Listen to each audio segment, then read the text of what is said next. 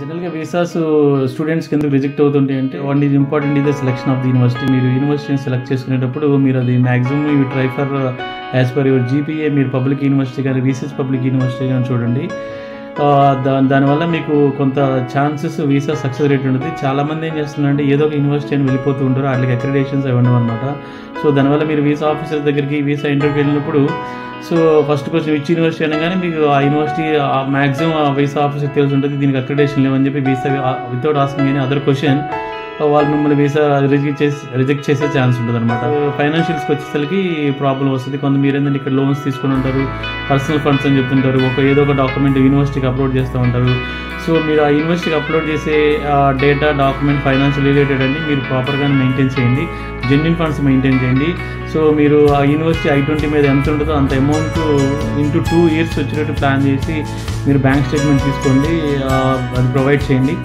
So మీకు ఈ funding వచ్చేసరికి మీకు 1K 2K 3K ఈ లిటిల్ బిట్ డిఫరెన్స్ ఉన్నా కూడా మీకు ఏం చేస్తారంటే వీసా ఆఫీసరు డినై చేసే అవకాశం ఉంది. సో మీరు ఆ ఫండింగ్ చూపించేటప్పుడు కూడా ప్రాపర్గా చూపించుకోండి. ఇప్పుడు మేజర్గా వచ్చేసరికి స్టూడెంట్స్ వచ్చేసి ఇంటర్ డిసిప్లిన్ అనమాట.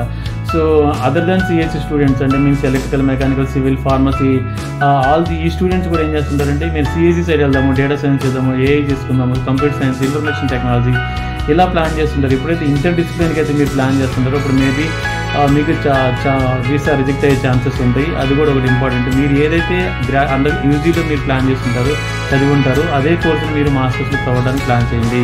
సో అన్ని కోర్సెస్కి మ్యాక్సిమం డిమాండ్ ఉంటుంది. సో ఆపర్చునిటీస్ ఉన్నవి. సో ఇంకొక మేజర్ ప్రాబ్లం ఏంటంటే మీరు చేసేది వర్క్ ఎక్స్పీరియన్స్ రిలేటెడ్. మీరు జనరల్గా మీకు కొంతమంది స్టూడెంట్స్కి 2 years 3 years more than 4 years work experience ఉంటుంది. మీరు మాస్టర్స్ చేసేటప్పుడు మీ work experience related masters program choose చేసుకుంటే బెస్ట్ అనమాట.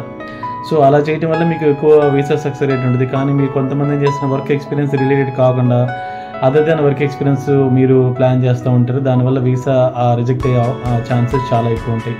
సో ఇవన్నీ ఈ చిన్న చిన్న మిస్టేక్స్ అన్నీ మీరు చేసే మిస్టేక్స్ అన్నీ మీరు ప్రాపర్గా కేర్ఫుల్గా కానీ ప్లాన్ చేసినట్టే వీసా సక్సెస్ అవ్వడానికి చాలా ఎక్కువ అవకాశం. వీటన్నిటిలో మా దగ్గర మీరు రండి మా సైన్ ఎడ్యుకేషన్ సర్వీసెస్కి.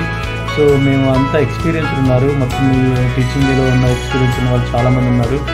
మీకు ఏ విధంగా మీరు ఏ కోర్స్ చూస్ చేసుకోవాలి, ఏదైతే మీకు బెస్ట్ ఉంటుంది, ఏదైతే మీకు మీ వర్క్ ఎక్స్పీరియన్స్ రిలేటెడ్ మీకు అది సూటబుల్ అవుతుంది. సో మీ యూజీ మీరు ఏం చేస్తుంటారు, దానికి ఏ విధంగా మీరు మాస్టర్స్ చేస్తే మీకు career growth plus visa success ఉంటుంది. ఈ ఫండింగ్లో మీరు ఎలా ఫండింగ్ చూపించాలి యూనివర్సిటీస్కి, సో ఎంత ఫండింగ్ చూపిస్తే ఇది ప్రాపర్గా ఉంటుంది. సో ఇవన్నీ ఆల్ మీకు కంప్లీట్ గైడెన్స్ మేము ప్రొవైడ్ చేస్తాము. సో మాకు అప్రోచ్ అవ్వండి. ఈ కింద మీకు కనపడుతున్న ఫోన్ నెంబర్లు మీరు కాంటాక్ట్ అయినట్లయితే ఖచ్చితంగా మీకు 100% మీకు మంచి ఇన్ఫర్మేషన్ మేము అందిస్తాము.